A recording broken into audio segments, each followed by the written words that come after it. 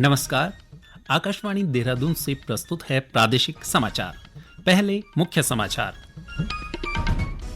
ऋषिकेश में गंगा नदी का जलस्तर बढ़ने से 31 अगस्त तक रिवर राफ्टिंग पर रोक लगा दी गई है। प्रदेश में लाल धान को बढ़ावा देने के लिए उत्तरकाशी जिले के 200 हेक्टेयर में शुरू की गई रोपाई। बागेश्वर जिले में मुख्यमंत्री उदीयमान खिलाड़ी उन्नयन योजना के तहत 300 बच्चों को हर महीने दी जाएगी 1500 रुपए की छात्रवृत्ति। और जम्मू कश्मीर में बालतल और पहलगाम दोनों मार्गों से वार्षिक अमरनाथ यात्रा कल से शुरू होगी। समाचारों के साथ मैं संजय सिंह। अब समाचार विस्तार से। ऋषिकेश में गंगा का जलस्तर लगातार बढ़ने से रिवर राफ्टिंग पर 31 अगस्त तक रोक लगा दी गई है। साहसिक पर्यटन अधिकारी खुशहाल सिंह नेगी ने बताया कि पहाड़ी क्षेत्रों में लगातार हो रही बारिश के कारण गंगा का जलस्तर बढ़ रहा है, जिसके चलते यह निर्णय लिया गया है। अब 1 सितंबर से राफ्टिंग शुरू की जाएगी। उत्तरकाशी जिले की गंगा घाटी में 200 हेक्टेयर क्षेत्रफल में लाल धान की खेती की जाएगी। जिलाधिकारी अभिषेक रोहिला ने आज उत्तरों गांव के ग्रामीणों के साथ लाल धान की रोपाई कर अभियान की शुरुआत की। जिलाधिकारी ने बताया कि लाल धान के उत्पादन में कृषि विभाग काश्तकारों की मदद करेगा। उन्होंने बताया कि लाल चावल के औषधीय गुणों के कारण इसकी देश विदेश में मांग है और अब गंगा घाटी में भी लाल धान के उत्पादन को बढ़ावा दिया जाएगा। गौरतलब है कि जिले की यमुना घाटी के मध्य क्षेत्र में लाल धान का खूब उत्पादन होता है और यमुना घाटी ने लाल चावल उत्पादन के क्षेत्र में विशेष स्थान भी प्राप्त किया है। आकाशवाणी की महानिदेशक डॉक्टर वसुधा गुप्ता ने कहा कि आकाशवाणी देश में रेडियो प्रसारण का सूत्रधार है। उन्होंने कहा कि एकमात्र सार्वजनिक प्रसारक में जनता का बहुत विश्वास है और इसलिए इसकी जिम्मेदारी भी बहुत बड़ी है।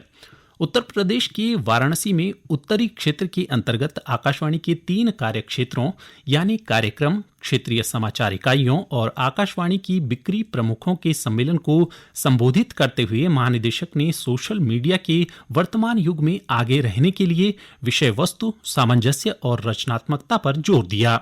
उन्होंने प्राकृतिक आपदाओं के कठिन समय में देश के सुदूर क्षेत्रों तक महत्वपूर्ण जानकारी प्रसारित करने में आकाशवाणी की भूमिका की सराहना की। उन्होंने आकाशवाणी के विभिन्न विभागों के प्रमुखों से संस्थान को मजबूत करने के साथ मिलकर काम करने और आगे बढ़ने को भी कहा। राज्यपाल गुरमीत सिंह की अध्यक्षता में आज देहरादून में भारतीय रेड क्रॉस समिति राज्य शाखा की 18वीं आम सभा आयोजित की गई। इस दौरान रेड क्रॉस समिति के mobile app red cross Uttarakhand का विमोचन भी किया गया। ऐप के जरिए रेड क्रॉस की गतिविधियों की जानकारी आम लोगों तक पहुंच सकेगी। राज्यपाल ने कहा कि रेड क्रॉस के सदस्य समर्पण और परोपकार की भावना से राष्ट्र और समाज के निर्माण में योगदान दे रहे हैं। उन्होंने कहा कि चारधाम यात्रा और मानसून के दौरान रेड क्रॉस के स्वयं सेवकों को लोगों की सहायता के लिए तैयार रहना होगा। रेड क्रॉस में महिलाओं की भागीदारी बढ़ाने पर जोर देते हुए राज्यपाल ने कहा कि विभिन्न स्तर पर प्रशिक्षण कार्यक्रमों का आयोजन कर लोगों को संस्था से जुड़ने के लिए प्रेरित किया जाए। इस अवसर पर राज्यपाल ने प्रदेश के सभी जिलों में कार्यरत स्वयं सेवकों को कोरोना काल में किए गए उनके सराहनीय कार्यों के लिए भी सम्मानित किया।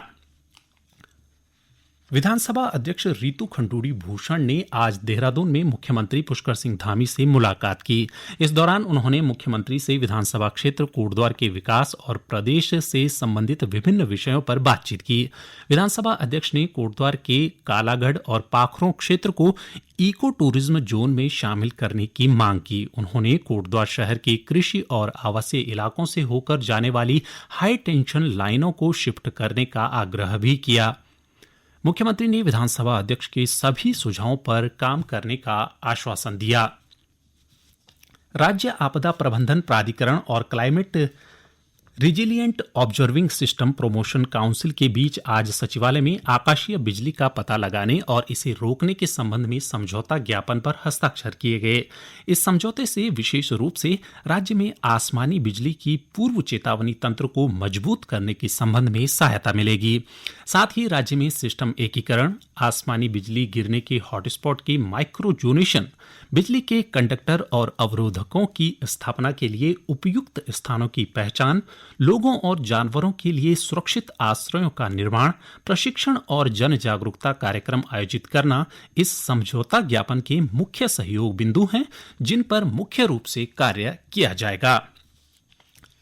ये समाचार आकाशवाणी के देहरादून केंद्र से प्रसारित किए जा रहे हैं। ताजा समाचार के लिए आप हमारे फेसबुक पेज आकाशवाणी समाचार Uttarakhand, Twitter handle @AIR News_DDN को फॉलो कर सकते हैं। साथ ही यूट्यूब चैनल आकाशवाणी समाचार उत्तराखंड को सब्सक्राइब और आकाशवाणी की वेबसाइट www.newsonair.gov.in/उत्तराखंड पर लॉग इन कर देख सकते हैं। बागेश्वर में मुख्यमंत्री उदीयमान खिलाड़ी उन्नयन योजना के तहत 300 बच्चों का चयन किया जाएगा। चयनित खिलाड़ियों को हर महीने 1500 रुपए की छात्रवृत्ति दी जाएगी।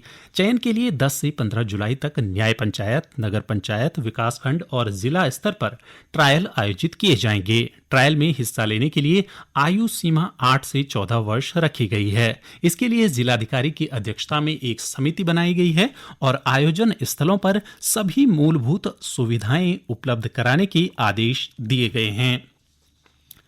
जम्मू कश्मीर में बालतर और पहलगाम दोनों मार्गों से वार्षिक अमरनाथ यात्रा कल से शुरू होगी। जम्मू कश्मीर के उपराज्यपाल मनोज सिन्हा ने आज तड़के जम्मू के भगवती नगर के आधार शिविर से अमरनाथ यात्रियों का पहला जत्था रवाना किया। इस जत्थे में 3400 से अधिक तीर्थयात्री शामिल हैं। आकाशवाणी से विशेष बातचीत में अमरनाथ श्राइन बोर्ड के CEO मनदीप कुमार भंडारी ने बताया कि अमरनाथ यात्रा को सफल बनाने के लिए प्रशासन की ओर से यात्रियों की सुरक्षा के लिए विशेष प्रबंध किए गए हैं। प्रधानमंत्री ग्रामीण आवास योजना के तहत बागेश्वर जिले के जोलकांडे गांव में आवासहीन और कच्चे आवासों में रह रहे 46 परिवारों को आवास आवंटित किए गए। वर्ष 2020-21 में जरूरतमंदों के आवेदनों पर सर्वेक्षण करने के बाद लाभार्थियों का योजना के लिए चयन किया गया। वहीं प्रधानमंत्री आवास योजना से आवासहीन परिवारों को रहने के लिए आवास मिल जाने से अब उनकी जिंदगी पहले से काफी बेहतर हो गई है। जोलकांडे गांव के पूर्व प्रधान दरबान बिष्ट बताते हैं कि योजना के तहत मिल रहे लाभ से आज पूरे गांव में खुशी की लहर है। हमारे लोग काफी खुश हैं। मेरे ख्याल से इससे बाकी और ज्यादा प्रसन्नता क्या होनी चाहिए आदमी को सरकार के प्रति में, क्योंकि जिनका घर नहीं था आज को घर मिल गया, अच्छा घर उन्हें मिला है। मैं चाहता हूँ कि आगे भी ये योजनाएं चलती रहें जिससे हमारे लोगों को काफी लाभ मिले। हर योजना जैसे बिजली का है वो मिल ही रहा है, गैस हमारी उसमें चल ही रहा है, राशन का पूरा सरकार की तरफ से निःशुल्क चला ही है। मतलब गरीब परिवारों के लाभकारी योजना है, इसलिए हम सरकार का, माननीय प्रधानमंत्री जी का बहुत बहुत आभार व्यक्त करते हैं। जोलकांडी निवासी श्यामलाल का कहना है कि पहले उनके पास कच्चा मकान था, जिसके कारण बरसात और सर्दियों में उन्हें बहुत परेशानी उठानी पड़ती थी। प्रधानमंत्री आवास मिला है हमको। हम पहले तक हमारे वहाँ मकान नहीं था, अब हमें अभी मकान मिल गया। हम मकान अभी बनवा रहे हैं, अभी आधा ही बनाया यार, एक किस्त आ रखी है हमारे लिए, अभी आधा ही मकान बनाया, पूरा बनेगा। प्रधानमंत्री की तरफ से धन्यवाद है हमको। रुद्रप्रयाग के जिलाधिकारी मयूर दीक्षित ने आज अगस्त्य मुनि विकासखंड के गांवों का दौरा किया। इस दौरान उन्होंने गांव में लोगों की समस्याओं को सुना और समाधान के निर्देश दिए। जिलाधिकारी ने जयकंडी में 8 लाख रुपए की लागत से तैयार हो रहे अमृत सरोवर के निर्माण में तेजी लाने को कहा। उधर जखोली में सरकार जनता के द्वार कार्यक्रम के तहत आज मुख्य विकास अधिकारी नरेश कुमार ने पांजना गांव में ग्रामीणों की समस्याएं सुनी और निस्तारण के आदेश दिए। प्रदेश में आने वाले दिनों में भी हल्की से मध्यम बारिश होने की संभावना है। मौसम विज्ञान केंद्र देहरादून से प्राप्त जानकारी के अनुसार 4 जुलाई तक नैनीताल, चंपावत, पिथौरागढ़, टिहरी, पौड़ी और देहरादून जिले में कहीं कहीं बारिश हो सकती है। विभाग ने प्रदेश के कुछ स्थानों में भारी बारिश होने का अनुमान भी व्यक्त किया है। इस बीच राज्य में आज मौसम का मिला जुला मिजाज देखने को मिला। प्रदेश के कुछ हिस्सों में जहां हल्की से मध्यम बारिश हुई, वहीं कुछ स्थानों पर बादल छाए रहे। अंत में मुख्य समाचार एक बार फिर।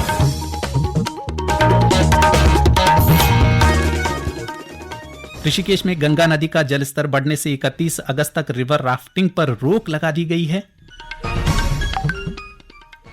प्रदेश में लाल धान को बढ़ावा देने के लिए उत्तरकाशी जिले के 200 हेक्टेयर में शुरू की गई रोपाई। बागेश्वर जिले में मुख्यमंत्री उदीयमान खिलाड़ी उन्नयन योजना के तहत 300 बच्चों को हर महीने दी जाएगी 1500 रुपए की छात्रवृत्ति। और जम्मू कश्मीर में बालतल और पहलगाम दोनों मार्गों से वार्षिक अमरनाथ यात्रा कल से शुरू होगी। इसी के साथ ही प्रादेशिक समाचार का ये बुलेटिन समाप्त हुआ। नमस्कार।